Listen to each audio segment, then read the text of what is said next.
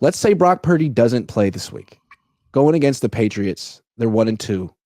Their quarterback is Jacoby Brissett. Their wide receivers are people you've never heard of.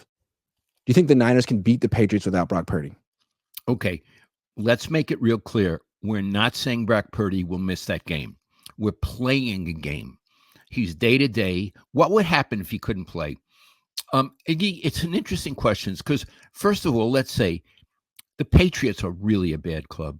They're one of the worst clubs in the league. And if this were Europe soccer, they'd get relegated. I mean, I think that's how bad they are. I don't think they're well coached. Jacoby Brissett, God love him, has been in the league for so long, but he's a C-, D+ quarterback. I mean, he tries so hard, and my heart goes out to him. They're really a bad club. The Niners, if they don't have Purdy, it's Brandon Allen. Yes. Okay, before we say could the Niners beat him without Purdy, let's talk about Allen. What does he bring to the table, and what does he not bring to the table? He has a nice arm. It might be stronger than Purdy's. I think it is stronger than Purdy's. He's 32. He's been on the team for a few years. He played for the Bengals before that. They run a similar system, so he has a mastery of the system that Kyle Shanahan likes, and he's aggressive throwing the ball. So he might be able to execute a lot of the throws that Brock can execute. He just isn't an athlete. He can't move. He's much more like Jimmy Garoppolo than Brock. He's slow-footed, and he's a sack waiting to happen, and he's probably a turnover waiting to happen. Under pressure. So he's a significant downgrade from Purdy? He's a significant downgrade. I'm still surprised that he's a second-string quarterback. He seems more like a third-stringer to me.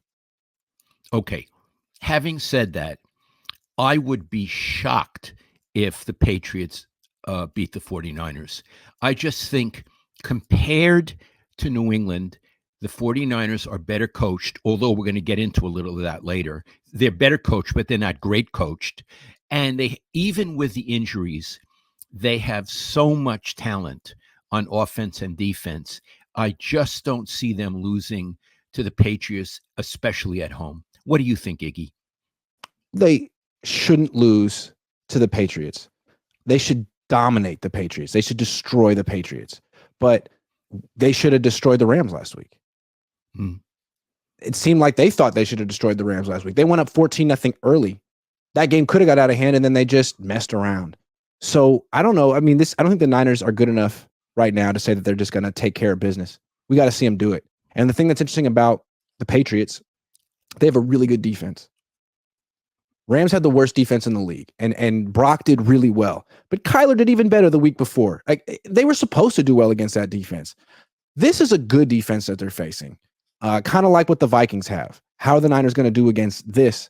And it's a different test. We'll see. And the other thing is we're going to talk about their defense a little bit later, but their defense is currently awful.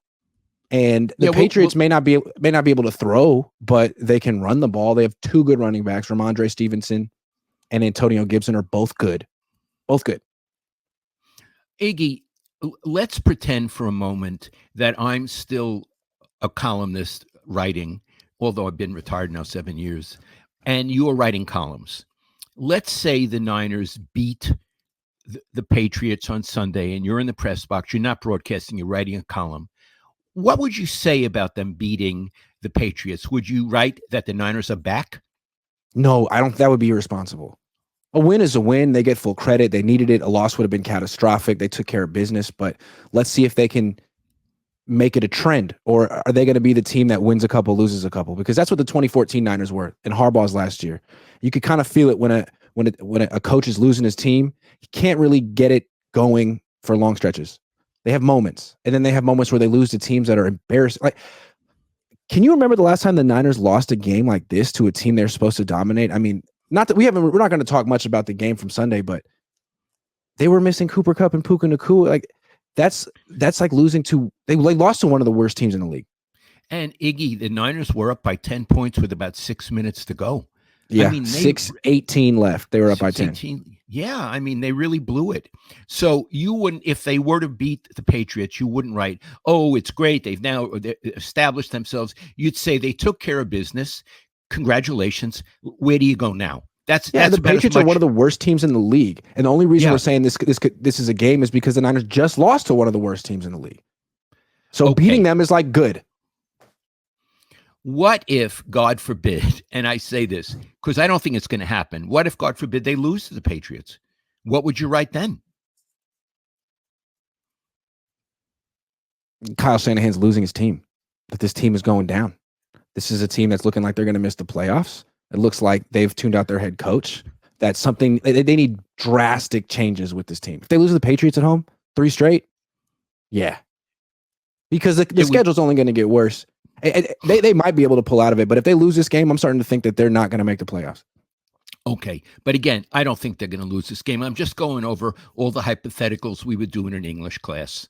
What would you say? Okay. If they were to lose this game, I would have to question the coach getting ready, getting his team ready. I would have to wonder if the team is still listening to him. And I would have to say that I would write that the chances of them making the playoffs have really diminished. That it's not just a loss; it's a catastrophe. That's what I would have to write. Yeah, and we don't know if they lose or how they lose, but if it's about their defense again, then this decision to fire Steve Wilks, to scapegoat Steve Wilks and go to Nick Sorensen, who's never been a coordinator before, would look like an emotional mistake that they made right after losing a big game. That could really cost them. Yeah. Tia Ingram says Kobe's was also past 30 and won 5 rings. Frederick Peterson says he's going for stem cell treatments, maybe. Too much sauce is what... Wait, well, hold on. Wouldn't you assume that Stanford could do stem cell treatments? Maybe there's fewer restrictions. Yeah, I don't know. The Germans, they always have their own thing going on over there. Too much sauce says, what is the true market value, money salary they actually deserve this season of the following players? Bosa, Ayuk, Trent Williams, Jawan Jennings. Boy, that's a tough one. The one you put there, in terms of value to the team right now, yeah, I'd put Williams first, Jawan Jennings second, Bosa third, Ayuk fourth. Yeah, I would have to say so. Yeah. Fish and Chip says Kyle Shanahan is just an illusion, smoke and mirrors. Nick R says I've thought that for a long time. Yeah. Nick R says, been a while since I made a live with my favorite duo. Always appreciate your candor. P.S. Lowell is the man. I used to be the man. Now I'm an old guy.